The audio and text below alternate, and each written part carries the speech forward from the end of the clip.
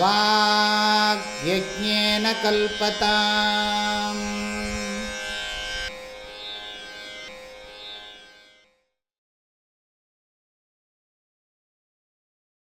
ஷல்யராசிர்மாம்சலிப்தः மலபூர்ணோதி கஷ்மலः கதம் பவேதயம் வேத்தா ஸ்வயமேதத் விலக்ஷணः. ஷல்யராசிர்மாம்சலிப்தः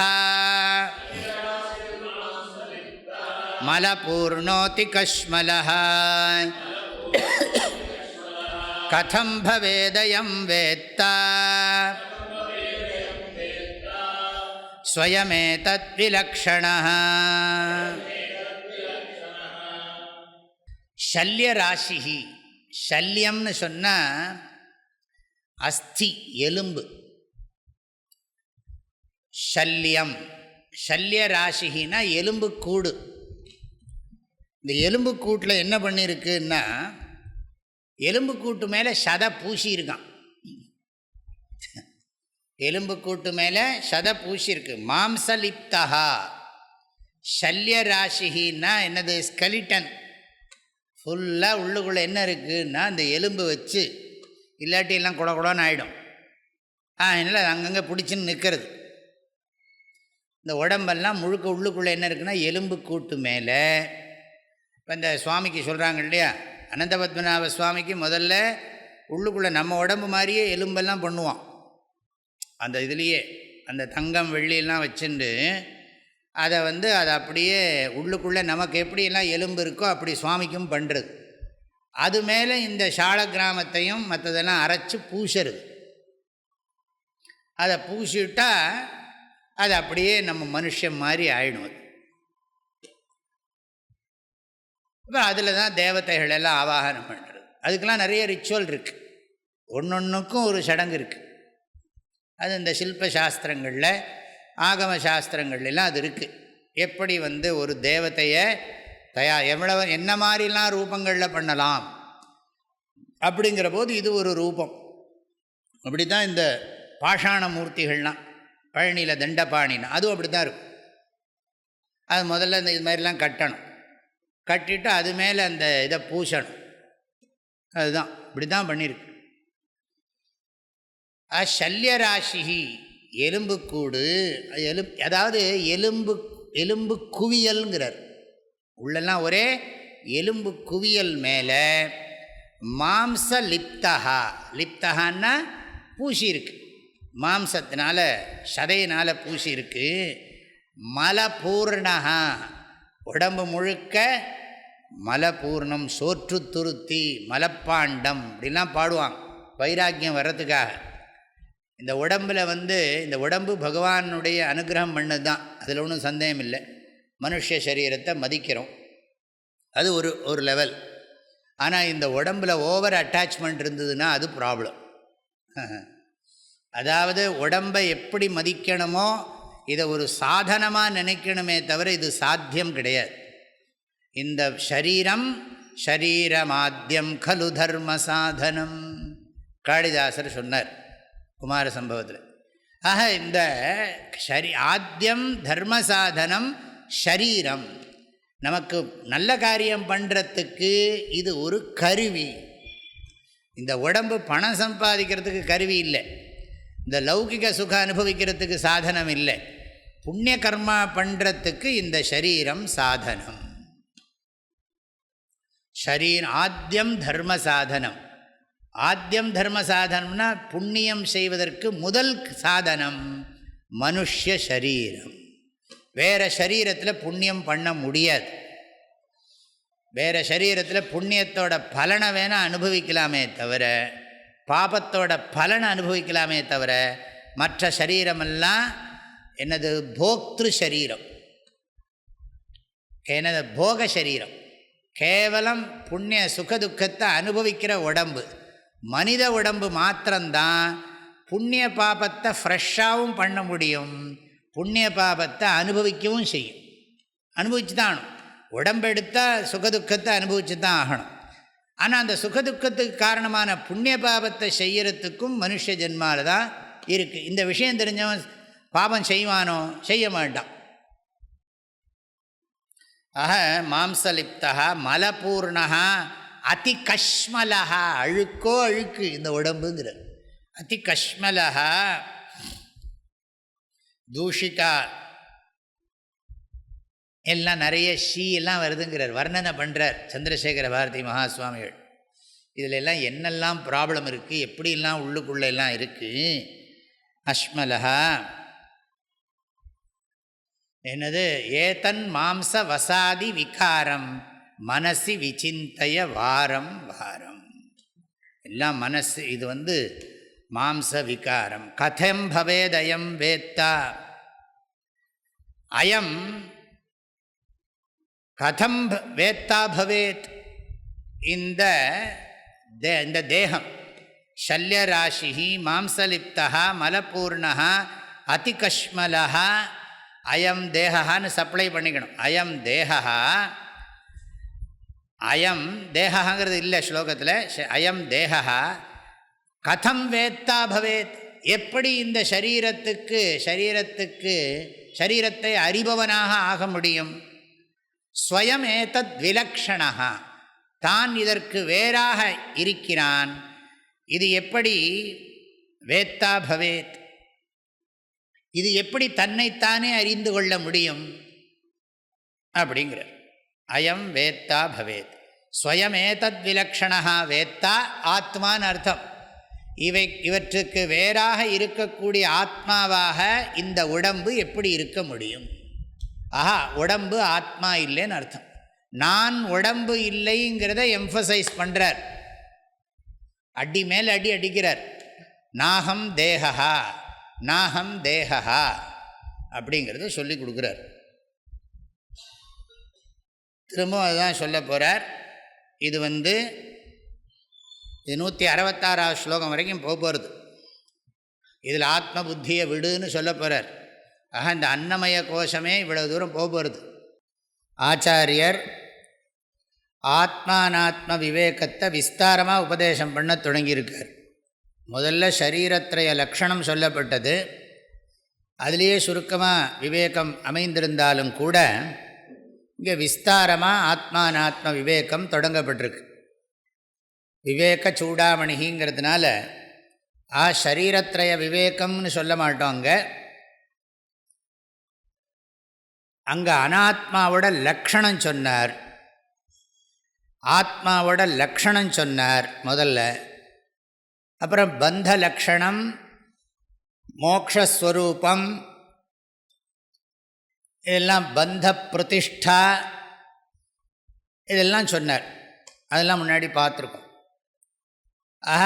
அனாத்மாவோட லக்ஷணம், ஆத்மாவோட லக்ஷணம், பந்தத்தோட லக்ஷணம், பந்த பிரதிஷ்டை, மோட்சத்துக்கு காரணம், இதெல்லாம் சொல்லியாச்சு.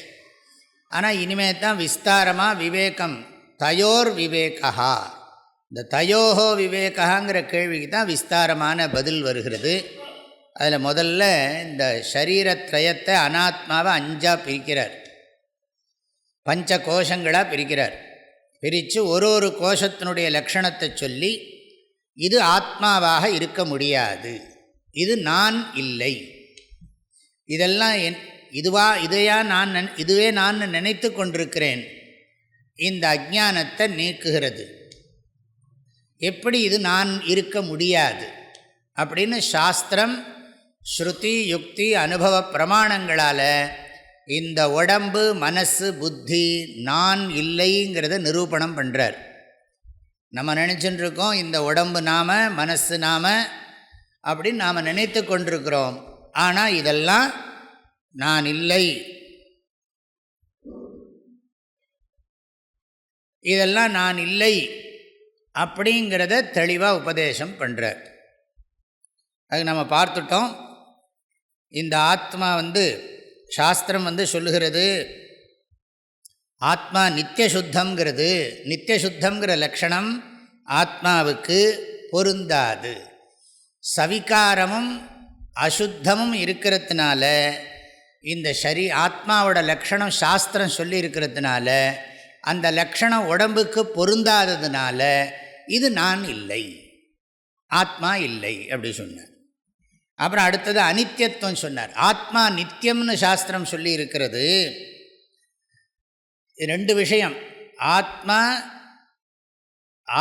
முதல்ல பார்த்தோம்னா ஆத்மா சவிகார், அனாத்மா உடம்பு அன்னமயம். இந்த உடம்பு சவிகாரம், என்ன நித்திய அசுத்தம்.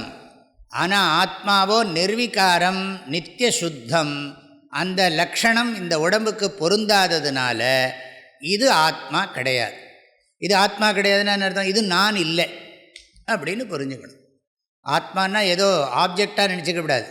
ஆத்மாங்கிறது சப்ஜெக்ட், என்னத்தான் குறிக்கிறது, அதை மறக்கக்கூடாது. அது மாத்திரமில்லை, இந்த சரீரம் உற்பத்தியாகி ஒடுங்குகிறது. ஆத்மாவுக்கு உற்பத்தி லயம் கிடையாது. ஆத்மா நித்தியம்னு சொன்னதுனால, நித்தியம் சத்தியம்னு சொன்னதுனால இந்த நித்தியத்துவம் சத்தியத்துவம் இதுக்கு சம்பவிக்கிறது இல்லை. ஆகையினால இது என்ன சொன்னார்?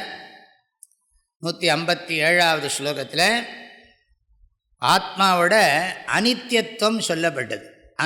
அனாத்மாவோட இந்த சரீரத்தோட அன்னமயத்தினுடைய அனித்தியத்துவ நிரூபணம், அன்னமயஸ்ய அனித்தியத்துவ நிரூபணம் பண்ணப்பட்டது. இந்த 158வது ஸ்லோகம், 158வது ஸ்லோகத்தில் ஆத்மா நிரவயவகான்னு சொன்னார். அதாவது இந்த உடம்பு, இந்த அன்னமயம் சாவயவம். இந்த லக்ஷணங்கள்லாம் மறக்கப்படாது. இந்த லக்ஷணம்தான் வெரி இம்பார்ட்டன்ட். ஆத்மா நிரவயவகா, அன்னமயா சாவயவகா. அன்னமயம் அவயவத்தோடு கூடியிருக்கு. வேத சாஸ்திரம் சொல்கிறது ஆத்மா நிரவயவம்னு. இந்த அனாத்மாவாகிய அன்னமயம் சாவயவமாக இருக்கிறதுனால இது ஆத்மா இல்லை அப்படி சொன்னார். அப்புறம் இன்னொரு கருத்தும் சொன்னார். இதில் இருக்கிற சூக்ஷ்ம சரீரமே நிரவயவம் மாதிரி இருக்கு. நிரவயவம் மாதிரின்னு சொல்கிறேன். இதில் இருக்கிற சக்தி போகிறதில்லை. கை போனாலும் கையோட சக்தி சூக்ஷ்ம சரீரத்தில் இருக்குது. கை கிடைச்சா அந்த சக்தி வேலை செய்யும். ஆக சூக்ஷ்ம சரீரத்தில் ஞானேந்திரியங்களும் கர்மேந்திரியங்களும் இருக்குது. அது எக்ஸ்பிரஸ் ஆகிறதுக்கு தகுந்த அவயவம் கிடைச்சா அது வெளிப்படும். அதனால் என்ன சொல்கிறாருன்னா, அந்த சக்தி உள்ளே இருக்குது. இது சூக்ஷ்ம சரீர விஷயம். ஆனால் அது பின்னால் பார்க்க போகிறோம். ஆனால் இதில் ஒரு விஷயம் நேற்றுக்கு நான் சொன்னதை மாற்றி இப்போ சொல்கிறேன். நேற்றுக்கு சொன்னதை கரெக்ட் பண்ணுறேன். நேற்றுக்கு என்ன சொன்னேன்? நியம்யா நியாமகா ரெண்டும் கிடையாது, ஆத்மா கிடையாது சொன்னேன். ஆனால் இந்த கான்டெக்ஸ்டில் அப்படி இல்லை. நியாமகா ஆத்மா ந நியம்யா பவதி, அப்படி படிக்கணும். நியாமகனான ஆத்மா நியம்யனாக ஆக மாட்டார். உண்மையிலே நியாமகனும் இல்லை, அது வேறு விஷயம். ஆனால் சொன்னது தப்பு கிடையாது. ஆனால் இந்த கான்டெக்ஸ்டில் அப்படி இல்லை. நியாமகா ஆத்மா ந நியம்யா பவதி. நியாமகா ஆத்மான்னா என்ன அர்த்தம்? எல்லாவற்றையும் ஆள்பவன் ஆளப்படுபவனாக ஆக முடியாது. ஆள்பவன் ஆளப்படுபவனாக இருக்க முடியாது அப்படிங்கிற அர்த்தம். அதனால் ஆத்மா ஆள்பவனாக இருக்கு, இது ஆளப்படுவதாக இருக்கு. உறுப்புகள் ஆளப்படுகின்றன. உறுப்புகளை உடையவனால் உறுப்புகள் ஆளப்படுகின்றன. ழா கரெக்டாக புரியுறது இல்லையா? ழா வேற, லா வேற, ழா வேற, எல்லாம் அத்வைதமாக இருக்குது தமிழில். தமிழ் வாழ்க. நீங்கள் அனைவரும் தமிழ் மொழியை தாய்மொழியாக கொள்ள வேண்டும் என்று உங்கள் அனைவரையும் கேட்டு கொள்கிறேன்கிறான். என்ன பண்ணுறது? கேட்டால் தமிழ் வாழ்க, நாங்கள்லாம் மானமுள்ள மரத்தமிழர்கள். சும்மா ஒரு 5 சென்டென்ஸு தெரியும், வேறு ஒன்றும் தெரியாது. ஆனால் சர்வஜன் மாதிரி, எல்லாம் அறிந்தவன் மாதிரி சொல்லுவான். சரி, எதுக்கு சொல்கிறோம் இதன்னா, ஆள்பவன் ஒரு நாளும் ஆளப்படுபவனாக இருக்க முடியாது அப்படிங்கிறார். இதெல்லாம் உறுப்புகள்லாம் ஆளப்படுகின்றன. இப்போ இந்த கையை நான் நீட்டுறேன் போகிறேன்னு சொன்னால் கைகளை ஆள்பவன் நான், உடல் உறுப்புகளை ஆள்கின்ற நான் உடல் உறுப்புகளாக ஆக முடியாது அப்படின்னு ஒரு நியாயம். அந்த நியாயப்படி என்ன சொல்கிறார்? நியாமகா ந நியம்யா. இதில் நேற்றுக்கு கொஞ்சம் கிளாரிட்டி இல்லை, இன்றைக்கி தெரிஞ்ச வரைக்கும் கிளியர் பண்ணியிருக்கேன். அப்புறம் அடுத்தது இன்னொன்று 159. அங்கே என்ன சொன்னார்?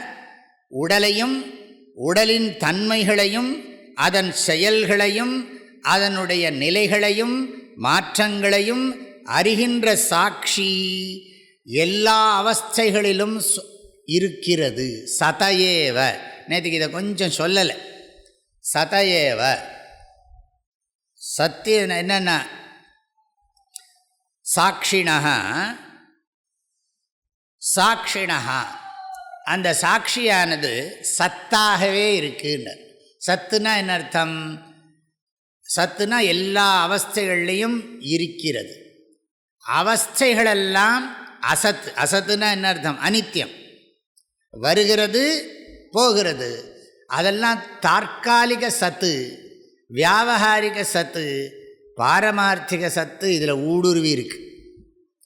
பாரமார்த்திக சத்தியம் வியாவகாரிக சத்தியத்தில் ஊடுருவி இருக்கு. வியாவகாரிக சத்தியங்கிறது இல்லாது தான். ஏன்னா அந்த நேரத்துக்கு இருக்கிற மாதிரி இருக்கிறது தான் வியாவகாரிக சத்தியம்ங்கிறோம். எப்பவும் இருக்கிறது இல்லது, எப்பவும் இருக்கிறது பாரமார்த்திக சத்தியம். அப்போ இருந்து போகிறது வியாவகாரிக சத்தியம். அது அப்போ இருந்து போகிறது வியாவகாரிக சத்தியம்னா என்ன? அனித்தியம். ஆக்சுவலாக அந்த வியாவகாரிக சத்தியம்ங்கிறது என்னது? மித்யா. மித்யா சொன்னால் என்ன அர்த்தம்? சத்தும் இல்லை அசத்தும் இல்லை.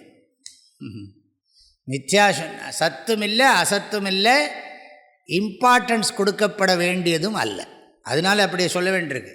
அது சத்தும் இல்லை அசத்தும் இல்லை, மதிக்கப்பட வேண்டியதும் அல்ல. அதுக்கு ரொம்ப முக்கியத்துவம் தரக்கூடாது. எது உண்மையும் இல்லையோ பொய்யும் இல்லையோ அதை எப்படி எடுத்துக்கிறது அப்படின்னா அதுக்கு இம்பார்ட்டன்ஸ் எடுத்து கொடுக்குற. கொஞ்ச நேரத்தில் பொய்யா போகிற விஷயத்துக்கு இப்போ இருக்குது, ஆனால் கொஞ்ச நேரத்தில் பொய்யா போக போகிறது, கொஞ்ச நாளில் பொய்யா போக போகிறது. அப்பேற்பட்ட விஷயத்துக்கு ஏன் இவ்வளவு முக்கியத்துவம் கொடுக்குற?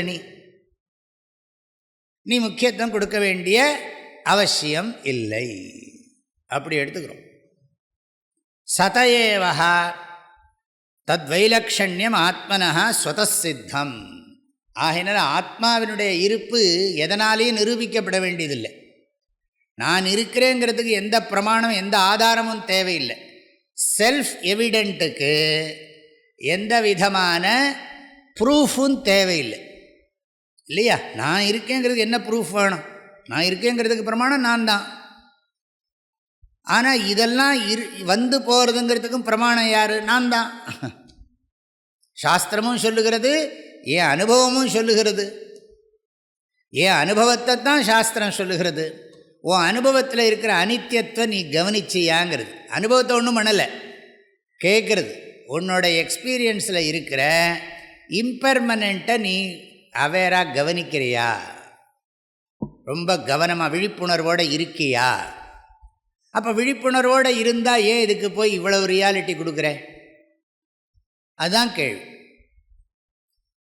மாறக்கூடிய விஷயத்துக்கு ஏன் இவ்வளவு இம்பார்ட்டன்ஸ் நீ கொடுக்குற அப்படின்னு தான் சாஸ்திரம் கேட்குறது. அப்போ நீ இம்பார்ட்டன்ஸ் கொடுக்க வேண்டிய அவசியம் இல்லை. ஜஸ்ட்டு என்ன சொல்கிறதுன்னா, ஜஸ்ட்டு நீ விட்னஸ் பண்ணு, அதோடு ஐடென்டிஃபை பண்ணிக்காது, அதோட உன்னை இணைச்சிண்டு நான் அவஸ்தைப்படுறேன்னு சொல்லாது, அதோட அவஸ்தையை உன் பேரில் சூப்பர் இம்போஸ் பண்ணாது. நீ பண்ணினியானா உனக்கும் நீ அறியாமையினால் இப்படி பண்ணுறதுனால என்னாச்சுன்னா நீயும் கஷ்டப்பட்டு உன்னை சுற்றி இருக்கிறவனையும் துக்கப்படுத்தாது. அதெல்லாம் தான் அர்த்தம் அதுக்கு. ஆக ஆத்மனஹா தத்வைலக்ஷண்யம் ஸ்வதசித்தம். அந்த தேக அன்னபயத்துக்கு வேறாக இருக்கும் தன்மை தானே விளங்குகிறது.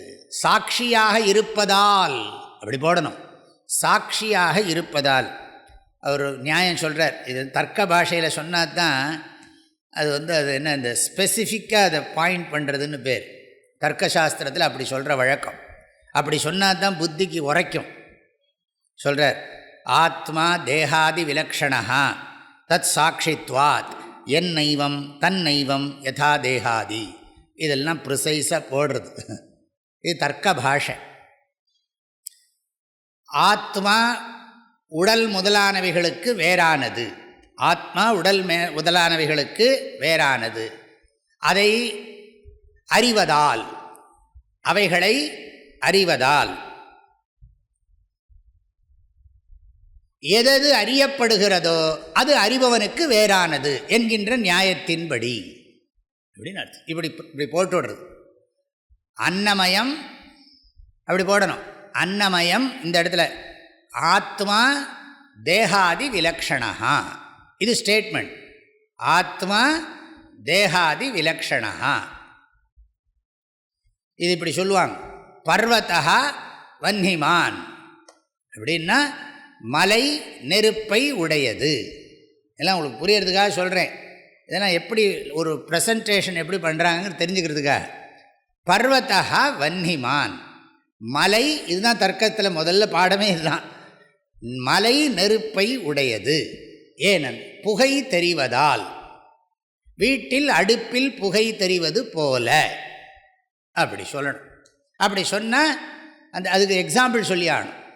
எக்ஸாம்பிள் சொன்னால் தான் அதுக்கு என்ன சொல்லுவோம், சாத்தியம் பக்ஷா ஹேத்து திருஷ்டாந்தா. சாத்தியம் பக்ஷா ஹேத்து திருஷ்டாந்தா. இது நாலும் சொன்னால் தான் சரி. அதாவது என்ன ஸ்டேட்மெண்ட்டோ அதுக்கு பேர் சாத்தியம்னு பேர். ஆத்மா தேகாதி விலக்ஷணா சாத்தியம். ஆத்மா தேகாதி விலக்ஷணா. தேகாதி விலக்ஷணாங்கிறது சாத்தியம். தேகாதி விலக்ஷணாங்கிறது சாத்தியம். ஆத்மாங்கிறது பக்ஷா. பக்ஷா சொல்கிறேன் உங்களுக்கு, கொஞ்சம் கொஞ்சமாக சொல்கிறேன். சும்மா என்னமோ ஆரம்பிச்சுட்டேன் இந்த தர்க்கசாஸ்திரத்தை. கொஞ்சம் சிம்பிள் தான். தர்க்கசாஸ்திரம் நிறைய இருக்குது. இதெல்லாம் ரொம்ப சின்னது, ரொம்ப ரொம்ப சின்னது. ஆனால் இதுதான் மெயினாக வச்சுட்டு பேசுவாங்க. மலைங்கிறது பக்ஷம், நெருப்பை உடையது. நெருப்பை உடையது சாத்தியம். தூமவத்வாத் புகை இருப்பதால் அப்படிங்கிறது ஹேத்து. ஹேத்துன்னா என்ன? காரணம், ரீசன், க்ளூ. ஏன்னா இந்த ஞானம் அனுமான ஞானம். நேர நெருப்பை நான் கண்ணால் பார்க்கல, ஆனால் நெருப்பு அங்கே இருக்குங்கிறேன். மலை நெருப்பை உடையது. மலை நெருப்பை உடையதுன்னா நெருப்பை நீ கண்ணால் பார்த்து சொல்கிறியா அப்படின்னா, நெருப்பு இருக்குது, மலையில் நெருப்பு இருக்குது, உடையதுங்கிற சொல்கிற போது இருக்குதுன்னு அர்த்தம். நீ கண்ணால் பார்க்காம, என்ன நெருப்பை நீ கண்ணால் பார்க்காம, அது பனியாக கூட இருக்கலாம், பனியாக கூட இருக்கலாம். அந்த சந்தேகமெல்லாம் அதெல்லாம் கொஞ்சம் டீட்டெயிலாக போகும். இப்படியே மண்டையை பிச்சுப்பாங்க. ரொம்ப நேரம் இதிலேயே போயின்னு இருக்கும். தர்க்கசாஸ்திரியில் இதையே மணிக்கணக்காக பேசின்னு இருப்பாங்க. பர்வதா வன்னிமான், மலை நெருப்பை உடையதாக இருக்கிறது. மலை என்பது பக்ஷம். நம்ம அதை சார்ந்தானே பேசுகிறோம். சாத்தியங்கிறது என்ன? அது ஞானம். நெருப்பு பற்றின ஞானம் எனக்கு இருக்குது. எதனாலன்னா மலையில் நெருப்பு இருக்குது அப்படிங்கிறேன். மலையை சார்ந்து தான் நெருப்பு இருக்குது. நெருப்பை நான் அறிகிறேன். எப்படி அறிகிறேன்? புகை தெரியறதுனால அறிகிறேன். எப்படி? நெருப்பும் புகையும் எங்கே பார்த்துருக்கேன் நீன்னா? இங்கே ஹோமகுண்டத்தில் பார்த்துருக்கேனே, அடுப்பில் விறகடுப்பில் பார்த்துருக்கேனே, அங்கே நெருப்பு இருக்கிற போது புகை இருந்து நான் பார்த்துருக்கேன். இப்போ புகை தெரியுறது கண்ணுக்கு, மிஸ்ட்டு இல்லைங்கிறது அதெல்லாம் விஷயம் வேறு. அதெல்லாம் விட்டுருங்க, அதெல்லாம் ஆரம்பித்தா வேற எங்கேயா போயிடும். அதனால் புகை தெரியுறது. புகை தெரியறதுனால எங்கே எத்திர தூமஹா தத்திர வன்னிஹி, அதுக்கு பேர் வியாப்தின்னு பேர். எங்கெங்கே புகை தெரியறதோ அங்கங்கே நெருப்பு இருக்கணும் அப்படின்னு ஒரு நியாயம். அதனால் நான் என்ன சொல்கிறேன், இந்த எக்ஸாம்பிளை வச்சுட்டு புகை தெரியறதுனால அங்கே நெருப்பு இருக்குங்கிற ஞானம். அது மாதிரி இங்கே ஆத்மாங்கிறது மலை ஈஸிக்கோல் டு ஆத்மா. தேகாதி விலக்ஷணா. தேகாதி விலக்ஷணாங்கிறது ஸ்டேட்மெண்ட். ஆத்மா என்பது உடல் முதலானவைகளுக்கு வேறானது. நான் உடல் முதலானவைகளுக்கு வேறானவன். என்றால் நான் உடலையும் மனதையும் அறிவதால், உடலையும் மனதையும் அறிவதால் எப்படின்னா அறியப்படுவது அறிபவனுக்கு வேறானது என்கின்ற நியாயத்தின்படி, எக்ஸாம்பிள் படி. எங்கேன்னா கடவத், குடத்தை அறிகின்றவன் குடத்திற்கு வேறானவன். அதே போன்று உடலை அறிகின்றவன் உடலுக்கு வேறானவன், உள்ளத்தை அறிகின்றவன் உள்ளத்திற்கு வேறானவன். இதுதான் நியாயம். இது ரொம்ப சிம்பிளாக போடுறாரு. அப்போது எத்திர எத்திர சாட்சித்வம் தத்திர தத்திர சாட்சிய விலக்ஷணத்துவம். இது நான் புதுசாக சேர்த்துக்கிறேன் எல்லாம். அப்படி போட்டால் அது வந்துடும். இதெல்லாம் ரொம்ப டெக்னிக்கல், ரொம்ப டீப்பாக சொல்கிற மாதிரி இருக்கும். அது டீப்பெல்லாம் ஒன்றும் இல்லை. சாஸ்திரத்தோட டெப்த்தெல்லாம் பார்க்குறோம், இது ஒன்றுமே இல்லை. சுண்டகா எத்திர எத்திர சாட்சித்வம் தத்திர தத்திர சாட்சிய விலக்ஷணத்துவம். சுண்டக்காய் கூட இல்லை, கடுகுது. சுண்டக்காய் பெருசு. அதனால் சாஸ்திரத்தோட டெப்த்து இதுக்குன்னு வருஷக்கணக்காக 25 வருஷம் 30 வருஷம்லாம் படிக்கிறான். நம்மளாம் எங்கே ஏமாத்துறது. கடைசியில் என்ன, இது அப்படியே சொல்கிறாங்க. இந்த தர்க்கசாஸ்திரம், இந்த மேக்ஸ், இது சிலதெல்லாம் இருக்கே பிசாச்சு மாதிரி பிடிச்சிக்கும். தர்க்க பிசாச்சின்னு விடுறாங்க. இப்படி பேசி பேசியே இவனுக்கு எல்லாம் மைண்ட் ரொம்ப செட்டில் ஆகிடும். அதனால் இவனால் சொசைட்டியோடு மிங்கிள் பண்ணுறதே கஷ்டமாயிடும். நார்மலாக இருக்கவே முடியாது. அதனால் இது கொஞ்சம் சிலதெல்லாம் அடிக்ட் ஆகிடும். இந்த கிராமர் ஒன்று, இந்த தர்க்கசாஸ்திரம் ஒன்று, இதெல்லாம் அங்கம்.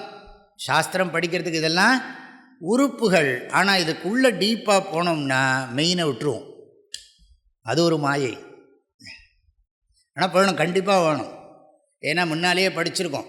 அவர் சொல்லியிருக்கார் தர்க்கசாஸ்திர ஞானம் வேணும்னு. மேதாவி புருஷோ வித்வான் ஊஹா போக விசக்ஷணா அதிகாரி ஆத்ம வித்யாயாம் உக்த லக்ஷண லக்ஷிதா. சாதன சதுஷ்டயங்கிறது ஒரு முக்கியமான லக்ஷணம், ஒரு முக்கியமான குவாலிஃபிகேஷன். அது இருந்தால் தான் மோட்சம் கிடைக்கும். ஆனால் சாஸ்திரம் படிக்கிறதுக்கு ஒரு குவாலிஃபிகேஷன் வேணும்னார். சொன்னதெல்லாம் மறக்கப்படாது, ஞாபகத்தில் வச்சுருக்கணும்.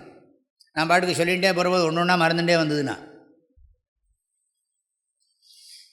அப்புறம் சுயமாகவும் சிந்தித்து எக்ஸாம்பிள்லாம் புரிஞ்சுக்கணும். அப்புறம் இந்த தர்க்கம் தெரிஞ்சிருக்கணுங்கிறதுக்காக தான் ஊஹா போக விசக்ஷணா.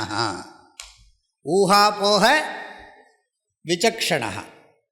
ஊகம்னா என்ன, எதை எடுத்துக்கணும். நம்ம ஒரு ஸ்டேட்மெண்ட் சொல்கிற போது எது இம்பார்ட்டன்ட் ஸ்டேட்மெண்ட், அந்த இம்பார்ட்டன்ட் ஸ்டேட்மெண்ட்டை புரிய வைக்கிறதுக்கு என்னெல்லாம் சொல்கிறாங்க அப்படின்னு புரிஞ்சுட்டு எது சாரமோ அதை எடுத்துண்டு விஷயம் புரிஞ்ச உடனே சாரம் அதை புரிஞ்சுக்கிறதுக்கு தான் இத்தனை நேரம் சொன்னோமே தவிர எக்ஸு போட்டு கணக்கெல்லாம் போட்டு கடைசியில் எக்ஸை ரிமூவ் பண்ணுற மாதிரி ரிமூவ் பண்ணிடணும். கடைசியில் இதெல்லாம் புரிஞ்சுது எனக்கு. கடைசியில் இப்போ ஏன் இந்த தேகம் வந்தது சுவாமின்னு நான் மணிக்கணக்காக சொல்லின்னு இருக்கேன். தேகம் வந்தது தாத்பரியம் இல்லை, ஆத்மா புரிஞ்சுக்கிறது தான் தாத்பரியம் அப்படின்னு சொல்லின்னு இருக்கேன். அது எப்படி வந்தது தெரியாது, அதை ரிமூவ் பண்ணுறதுக்கு வழியை பாருன்னா. இல்லை, எனக்கு அது தெரிஞ்சே ஆகணும். என் புஸ்தகத்தில் இல்லை, ஆளை விடு அப்படின்னு சொல்லு. உனக்கு எது மெயினோ அதை விட்டுவிட்டு டாக்டர்கிட்ட போய் மருந்தை கொடுத்தா சாப்பிட வேண்டியதானே, அதை விட்டுவிட்டு எனக்கு எப்படி வந்ததுன்னு தெரியணும் டாக்டர், இல்லாட்டி இந்த மாத்திரையை தொட மாட்டேன்னு, மருந்தை சாப்பிட மாட்டேன் அப்படின்னா என்ன சொல்லுவார்? படு அவஸ்தை. நான் உனக்கு எக்ஸ்பிளைன் பண்ணணுன்னா காலேஜில் போய் படி, மெடிக்கல் சயின்ஸ். அது மாதிரி தான். ஓனையா மருந்து கொடுத்தாரா சாப்பிட்டியா, அதை விட்டுவிட்டு எப்படி வந்தது சார் அப்படின்னு எல்லாம் கடைசியில் என் தலையெழுத்து நீ என்கிட்ட வந்த, ஓன் தலையெழுத்து உனக்கு வந்திருக்கு, அதை எங்கிட்ட கேட்குற பாரு, என் தலையெழுத்து. அப்படி தான் அவர் சொல்ல முடியும். என்ன பண்ணுவார் பாவம். ஆக இது எதுக்கு சொன்னேன்னா ரொம்ப அழகாக ஒரு ஸ்டேட்மெண்ட் கொடுக்குறார். நான் ஒன்று சொன்னேன் இல்லையா, எத்திர எத்திர சாட்சித்வம் தத்திர தத்திர சாட்சிய விலக்ஷணத்துவம். சாட்சியம்னா என்ன? Witnessed. Witness is different from witnessed object. புரியுறதா? இங்கிலீஷில் போட்டேன். ஆக அறிபவன் அறியப்படு பொருளுக்கு வேறானவன் என்ற நியாயத்தின்படி சாட்சி சாட்சின்னு அர்த்தம், நேராக காண்பவன் அர்த்தம். சாக்ஷாத் ஈக்ஷதே இது சாட்சி, டைரக்டாக பார்க்கறதுனால அவனுக்கு சாட்சின்னு பேர். வித்தவுட் யாரும் வேண்டாம், அவன் பார்க்குறாங்கிறதுக்கு அவன்தான் பிரமாணம். ஆகையினால சாட்சியம் அப்படின்னு சொன்னால் அறியப்படுறது, நேராக காணப்படுவது, நேராக காண்பவன் நேராக காணப்படுவதற்கு வேறானவன் அப்படிங்கிற நியாயப்படு. எதுக்கு சொல்ல வேணும்? தத்வைலக்ஷண்யம் ஆத்மனஹா. அப்புறம் நேற்றுக்கு இன்னொன்று பார்த்தோம். இந்த அழுக்கு உடம்பா இந்த எலும்புக்கூடு சதையை அப்பி உள்ள ஒரே அழுக்காக இருக்கக்கூடிய இது ஏதத் விலக்ஷணா வேத்தா கதம் பவேத். அயம் தேகான்னு அர்த்தம்.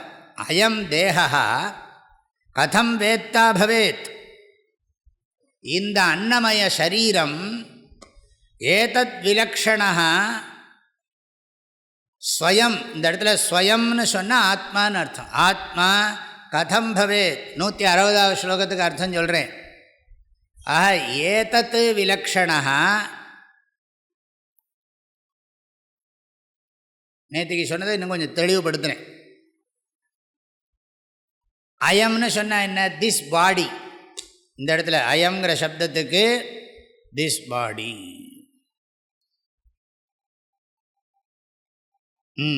அயம் தேகா. ஏன்னா சில இடம் ஜாக்கிரதையாக புரிஞ்சுக்கணும்.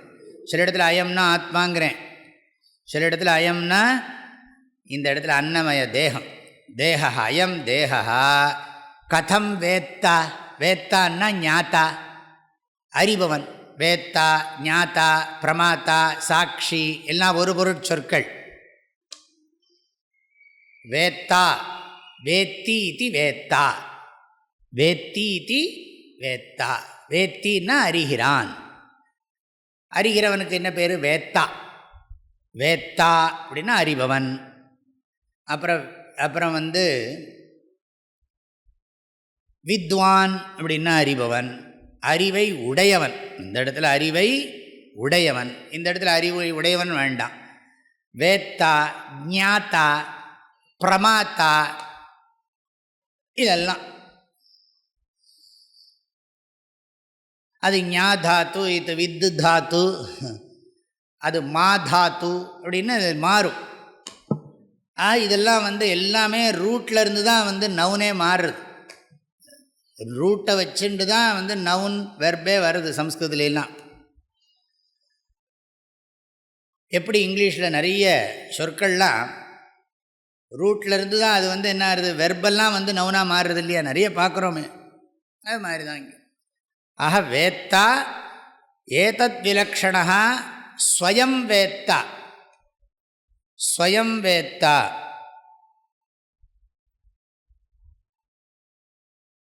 ஸ்வயம்னா இந்த இடத்துல ஆத்மா போட்டிருக்கார். ஸ்வயம் நிர்மலகாங்கிறார். நிர்மலகாங்கிற பதம் கொடுத்துருக்கார். ஏன்னா இது மலஹா, இது சமலஹா.